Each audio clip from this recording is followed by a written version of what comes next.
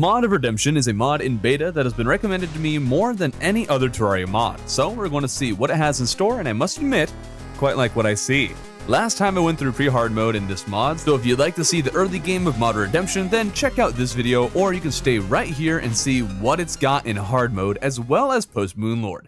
I am admittedly a little disappointed there is nothing new before the mech, so I gotta do most of the typical grinding and early hard mode prep before getting into most of the modded material, but there is still a few interesting additions. Using I call it the Pwan Hammer, alright? It's the Pwan Hammer to me. I broke the Crimson Altars, but before mining the ores, I spoke to this NPC called Adam. Sometimes the NPCs sell new items at different points in regression, so checking what they sell after beating bosses is usually a good idea, and Adam is selling several new items. Most of them are materials for weapons and accessories that require other materials I don't know how to get, but the important thing is the nuclear warhead up for purchase. When I got the thing, I figured I'd set it down and launch it somewhere, but that's not how it works. You set it down and then arm the thing, and I love how they added an independent UI to do this rather than just clicking the thing. It's pretty epic. This item can only be used in the outer thirds of the world, so after I travel to the ocean to the far right, I set the thing down and press the big red button. Boom. Yeah, I'm not moving. I'm going to take this like a man.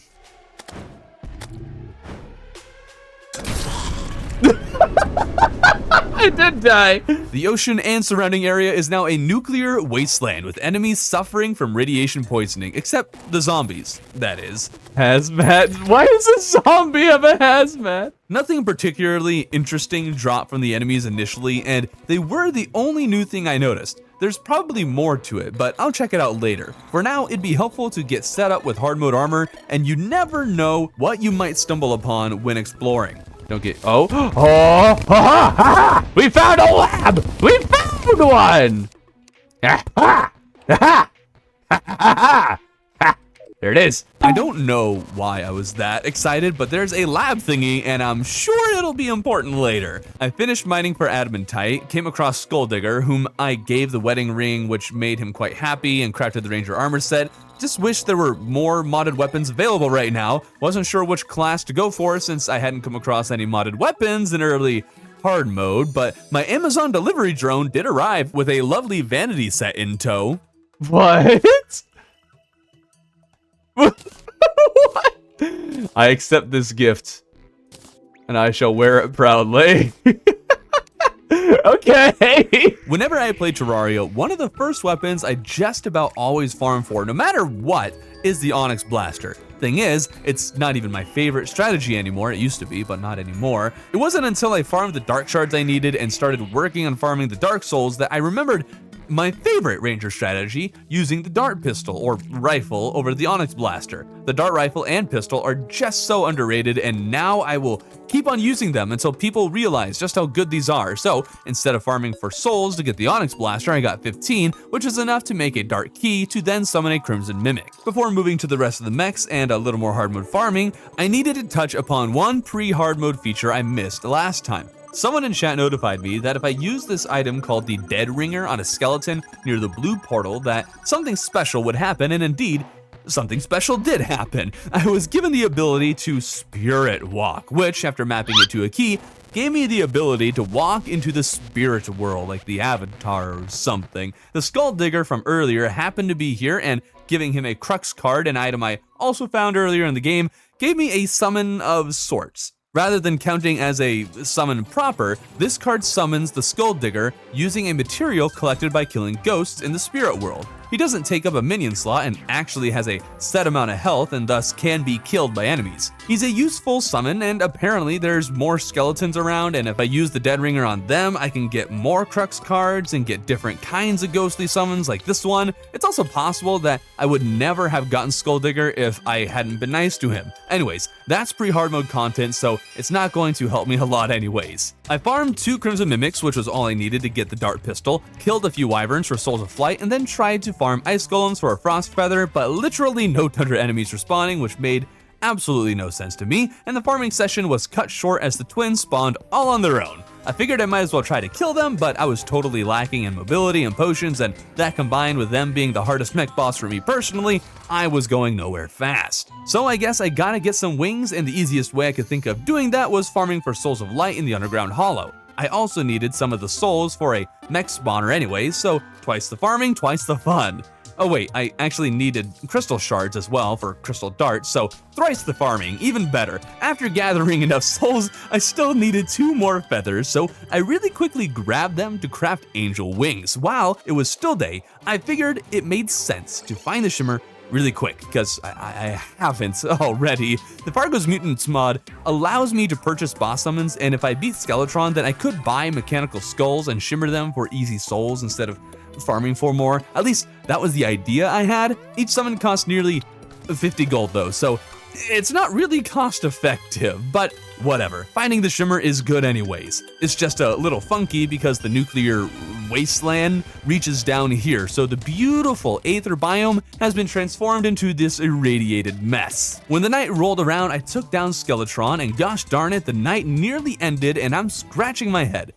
Why did it take so long? Whatever the case, I discovered the mod added this cool hammer that makes me fall fast as if I were on the slimy saddle, and it does more damage depending on the speed I'm falling at. And I gotta assume that there's a max, I guess speed that you can fall. It's sort of like a jousting lance in that way. I crafted a flamethrower and then lost to the destroyer. I feel a bit underpowered, and sure enough, I am. I'm a ranger using the melee emblem rather than the ranger one. Well, that's kind of silly. So I threw it into the shimmer and also used it to uncraft the lightning boots until I got a better modifier. There was also a bunch of radioactive enemies down here, and apparently they have special drops. I'm not sure what they can be used for, but I'm sure the stuff is helpful. But all that shimmer stuff definitely made a big difference because the next night I took down the destroyer and twins. I was putting things away after the fight and came across a craftable accessory called the Infected Thorn Shield, which is an upgrade to the Shield of Cthulhu. There aren't a whole lot of mods I've played that made this thing an upgradable accessory, so this is really cool. It's an accessory so many people use from the Eye of Cthulhu all the way through most of hard mode, so having an actual upgrade to it is really nice. At this point, I thought that the lab thing near the surface could be explored, but it could not. However, I did come across that one lab during pre-hard mode in the Underground Crimson, so I double-checked there. Turns out the Pixaw is able to mine through some of the green gunk near the entrance, and from there, I have to play the imposter and jump through some vents. At the other end, this robot guy hands me a key card that opens up some doors in the lab. It would turn out, as chat told me, that this NPC is actually a mini-boss. Thing is though, the vanity set I'm wearing, turns out wearing it makes the NPC friendly, and so he just hands me the key card and walks away. And that's kinda sick! The vanity isn't just vanity, but now I'm disguised as a robot, and so the robot guy likes me. Inside the lab, there's a treasure chest, but they look more like lockers to me. They all have weapons or accessories or other useful things. One is a summon weapon that creates a damaging aura. Another has a Shield of Cthulhu alternative, but this one can reflect projectiles so long as they don't deal more than 200 damage, which has me curious.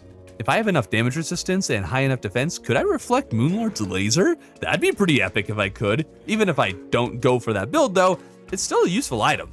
There's a gravity hammer like the ones from Halo. Oh, sick! Yep, goodbye Night's Edge. There are still some blocks and walls that are locked still, and so I'm funneled into only certain places, and it's kind of tough trying to navigate the place. It ends up leading me to this one corridor where a new mini-boss spawns. Oh, I do not like being in this small enclosed area. I don't like how little room there is. I don't like how the walls or the room here is becoming less and less. Not a fan of this. Come on, perish, perish. Okay, we got this. There we go, very nice. Beat him first try, pretty simple boss really, but it's stressful having the wall slowly falling down on my head, but the flamethrower toasted him pretty quick. I wasn't able to find anywhere else to go, so I left the lab and immediately wanted to use a mini warhead found in the lab. It was a consumable, so for some reason I thought I'd eat the thing and something would happen, but eating isn't the only thing meant by consumable. Whoops. Oh, just this. so close to taking them out. Now I needed to farm some of the stuff in the wastelands to craft an energy source for a weapon from the lab, but I ended up finding another ranger weapon instead.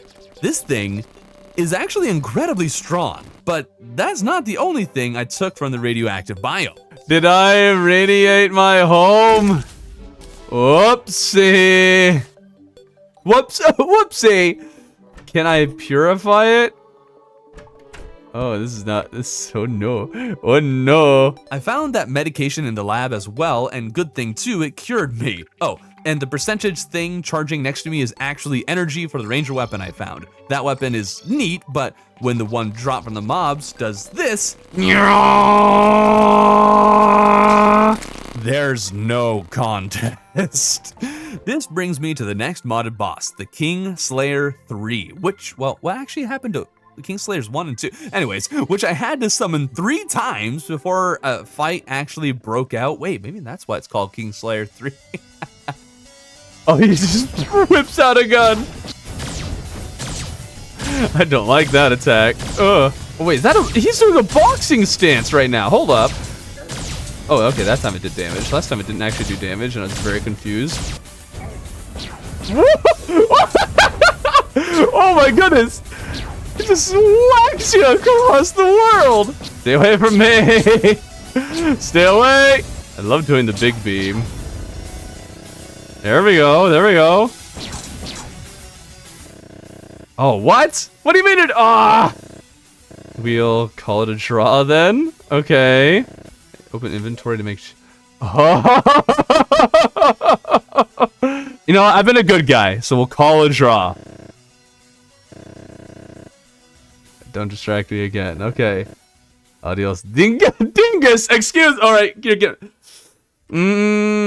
This is only the second boss, to the best of my recollection, where I've been given a direct choice as to whether to kill a boss or show mercy. As I've been playing the good guy up to this point, I figured I'd keep being a good guy. The boss still dropped a treasure bag, which was wonderful, was worried he wouldn't, and an accessory he drops blocks damage to a certain point, but the attack that breaks the shield does double damage.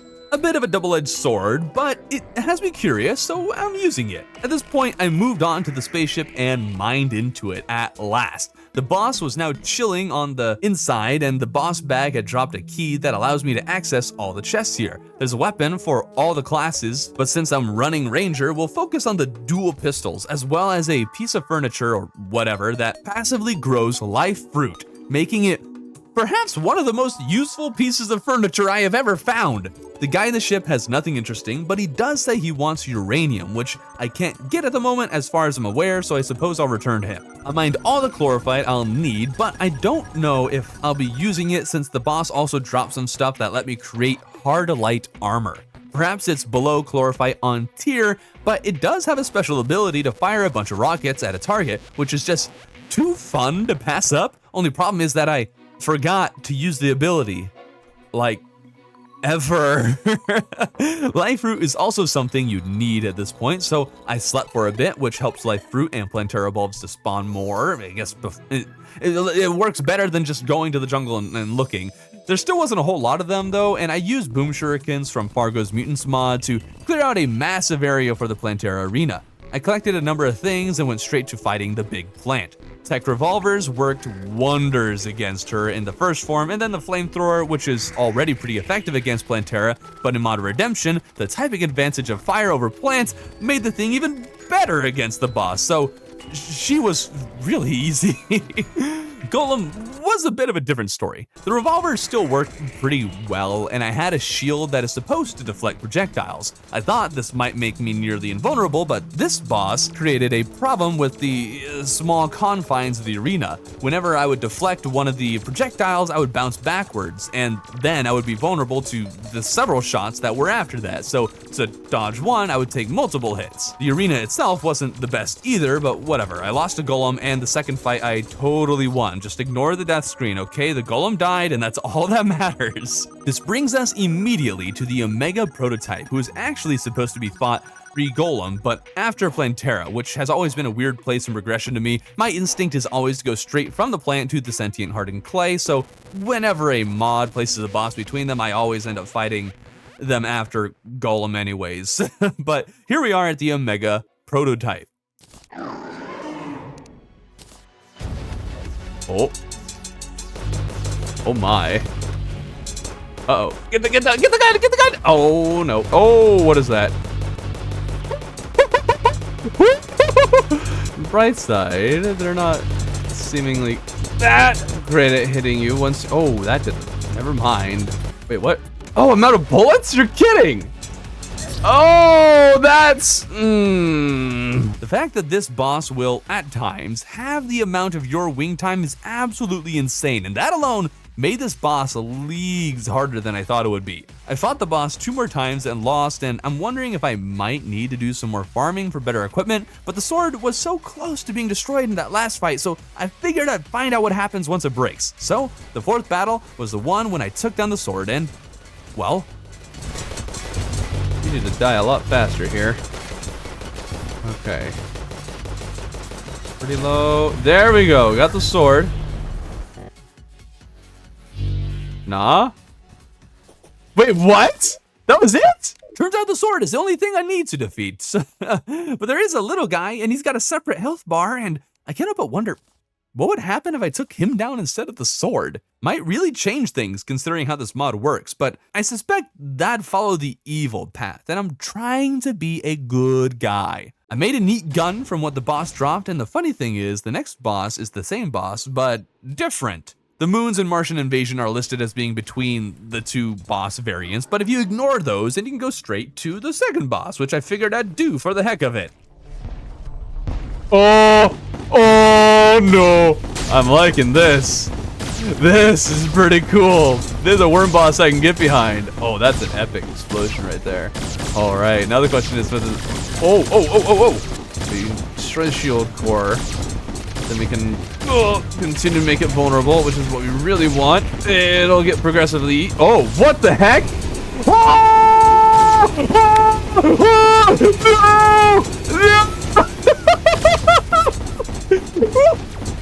It steals the screen! Why? Come on. Blow up. There we go. Okay. And, oh, it's that one.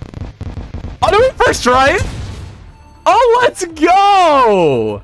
How that battle was much easier is beyond me, but that is genuinely my favorite worm boss fight. The only potential rival is Polarity Mod's Convective Weaver, but if I remember right, that mod is no longer under production, which is sad, so I guess this one's my favorite now. Anyways, turns out I'm slowly suffering the effects of radiation poisoning once again, and I have no idea what to do about it. I already consumed the pills that heal this poisoning, and I have no idea why I'm being poisoned in the first place, so I spent a couple minutes scratching my head, wishing I could just die and be done with the poisoning because it's taking forever to take full effect. But I did talk to the NPCs, and Adam, the guy with the green hair, happened to be selling the pills I needed to recover, which is fantastic, I'll take it. Killing the boss allows me to craft something like 4 new ranger weapons, and 1 is an upgrade of the weapon I loved that dropped from the radiated enemies. This makes the gun into a rocket launcher, and when it's spinning, the rockets home in on a target. So I just have to hold left click and gun will do the rest of the work for me. It made Lunatic Cultist nice and easy, and all the pillars except for Vortex were also pretty easy. I think with this specific weapon, Vortex is actually not the best. I tried fighting Moonlord with the thing, and I think I did pretty well. I just need to do a better job at this whole dodging thing and should maybe get some knockback immunity. Now, this is the point when my YouTube channel was hacked, and I recorded the rest of this in the middle of wondering whether the channel would ever return, and I was recording just to try and get back to some sort of normalcy and get my mind off things, but was also having a hard time about doing that. So we're just going to focus on showcasing the final bosses of this mod. Once Moonlord is beaten, the robot guy talks about there being another machine, and a drone flies over and gives me this keycard looking thing that I recognize from the underground lab. I was now able to mine the green ore, which turns out to be uranium, which I should have given to the robot dude and his spaceship, but totally forgot he existed. It's also kind of crazy that I just carry this around in my pocket now, and one of the newly accessible treasure chests is a neat light pet. There was also a photo that's got something to do with lore, and another chest with a chainsaw that has 3 different forms. One spins around, one shoots, and another is just a regular chainsaw. Kinda cool, except for the regular chainsaw form. I was stuck for a while though, because I couldn't jump into the green liquid without dying quickly, but then I mined this little dude on the floor and got a hazmat suit, and that let me just jump right on in. But that didn't mean everything was safe. So, guess I have to do some platforming, and at the end of it, there's a mini boss I beat by grappling to the ceiling and shooting. Kinda cool how it's a fish that falls below platforms that I can't break. Also kind of funny that I can just grapple to the ceiling. Almost immediately after that was a second boss with really pretty lasers. Overall, he and the previous boss were both pretty simple, but also some good fun, and them having designated arenas made things quite interesting, because unlike most Terraria bosses, you know, except for Golem, where you can just kind of do your own thing, you needed to use the arena in the way that it was designed to win. I ran into a problem after this, not being able to open up the lab doors. Wasn't really able to figure that out, so I went back to the surface to fight the third robot prototype dude. Hello? Oh. Ah! Ho, ho, ho!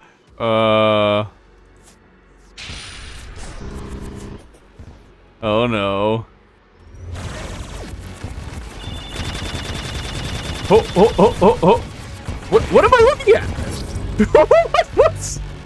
What they're looking at? Now at this point, I must say, it was often hard to tell what the bosses were doing, because I often used the Celebration MK2, and there were so many particles, it was hard to tell what was going on. This robot would do its basic charges that also shot arrow things up and down. It shot red electric orbs that hung around, and rockets where a bunch of targets would be indicated, and then everything kind of just went kaboom. He has a fast shooting eye laser and a big eye laser, and every time he uses it, there's a text box above his head saying eye laser, which is kind of goofy. There are several variants of the eye beam. One is just straight and normal, another is wavy, another is two beams going up and down, but overall they're largely the same. Not actually a very complex boss, although I'm not entirely sure how the rocket attacks work. I can't tell if there's splash damage to them or if you only get hit when you're inside the red squares that show up. Beating him for the first time is also not enough, because now he's overheating. Oh, why is it? Oh, why is it health back? Why is its health back? No! Oh no! No! No! No! No! Oh, I wasn't doing any damage. It was just. Oh.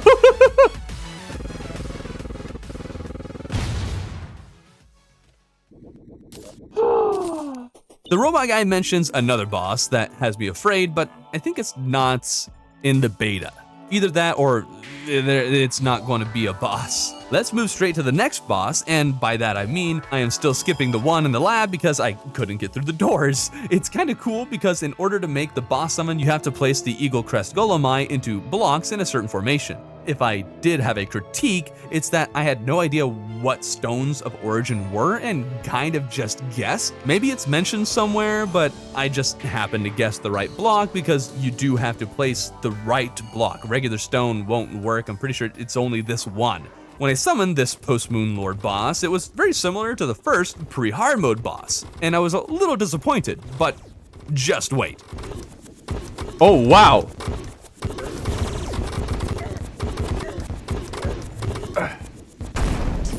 Oh, what's it doing? What is it doing?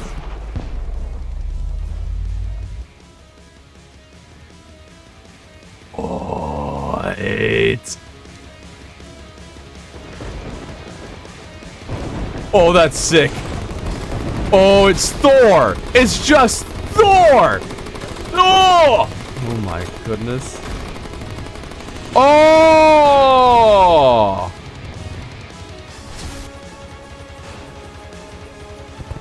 Oh, hello. Oh, what is that? What am I looking for? No. Oh, that's what that's doing. I can't shoot. Oh! Oh! That may very well be one of my new favorite Terraria bosses, but he's after after the 2 lab bosses I've missed, and I figured out that I had been given the key cards, or whatever they're called, that opened the doors I wasn't able to get past. I thought I had used them earlier. I thought I had tried to do that and they didn't do anything, so I didn't try again, but they were right there in my inventory. This brings me to the Mace Project. He's a big robot head hanging on a track on the ceiling. He'll shoot fireballs in a couple ways, electric grenades, green bullets. Once the first health bar is gone, he shoots a massive sunbeam if you don't do damage fast enough or something. He shot it the first time, but not the second time. I'm not exactly sure how it works. In second phase, he does several different things. It's honestly hard for me to tell because the explosives are masking my view of everything. Kind of all right, but not a lot of space to react to many of the moves. And this brings us to the final boss of the lab, Patient Zero. And if I'm going to be honest, I really hate this boss, and maybe it's just skill issue, okay? Maybe it's just my fault, but I could not beat this thing, even if my life depended on it. I even used weapons from other bosses who are later in progression, and still could not beat the thing. I genuinely don't know what to do. There are some attacks of his that are fine, but 2 of them would kill me in seconds. One of them is where he shoots big lasers that rotate around the central eye, and this alone wouldn't be that bad, but there's also other projectiles that find your position and shoot there. And these were so hard to see, and in part because there were these telegraphed lines and the projectile itself looked quite similar. And even when I could see them, I still died. They were really hard to dodge. The other attack was a laser shot from the lower section of the boss, since it's kind of split into 2, the eye and what I guess is Patient Zero. He'll transfer to this form at one point and immediately shoot beams at me untelegraphed, so I'd have to notice the change and start moving right away, and I often didn't. There were also green balls of death that split into several more projectiles that were often very hard to dodge. I was able to figure it out as I went along, but it took a very long time to get used to it. Basically, this boss for me either had attacks that were nearly impossible to dodge or ones that were super easy to dodge, and there was no in between. And the ones that were really hard to dodge would kill me in seconds, and if I didn't die, then I would take enough damage that there was no hope for recovering. I really didn't know what to do. So let's get back to my favorite boss, who I'm going to just call Thor, which also might be why I like it, because I just love Thor. At first, you just fight Thor, but at some point, he summons a friend who doesn't do much in the way of damage, but mostly hits you with debuffs. I could be wrong though, as several of the attacks were not shot straight from the body and could have come from either of them. There's lightning all over the place in this boss battle, and there's a part where the green guy will put land masses over your head so you can't shoot the lightning dude because he's above the land mass, and there's even a chance they'll throw a sky island on your face. Mostly there's lightning everywhere. That's basically what you need to know. Took several tries, and I'm not a fan of how one of the attacks in particular stuns you so you just can't move. Hate attacks that do that, but whatever. I love Thor, so this made me happy. And now finally, on to the final boss. In order to summon it, you have to kill Patient Zero, which sucked for me, but killing him makes it so these purple wyverns can spawn. They look awesome, but are basically just wyvern variants, which is fine, but their spawn conditions felt very similar, and I hate wyvern spawning conditions. It's so inconsistent. You can either be in space for 10 minutes and not get one, or you can be there for 10 seconds and get 10. I hate it. To craft the boss summon, I need 20 galaxy stars too, and those drop from these purple wyverns, and that requires you to kill at least 3 of them probably. But the summon awakens the final boss, Nebulius? Something like that. The first battle didn't go great because this thing moves fast, and so you want to move fast as well, and I didn't have a soaring insignia from Empress. In the battle after that, I got one, and the starboard's infinite flight and exceptional speed actually made this battle quite easy. I love this one attack where it summons chains like an octopus and it grabs you and tosses you. It's pretty neat, but everything else is just shooting stars in one way or another. He was kind of underwhelming after Patient Zero proved impossible and Thor took several attempts. Maybe he won't be the final boss, and once beaten he says something that makes me think he might return, but yeah, that's the mod of Redemption in hard mode. It's still in beta, but with everything I've seen in pre-hard mode and now hard mode and post Moonlord, this mod has great promise, and I can't wait to see what they do with it in the future. And if hard mode interested you and you haven't already seen the part about pre-hard mode, then you can check out that video right here.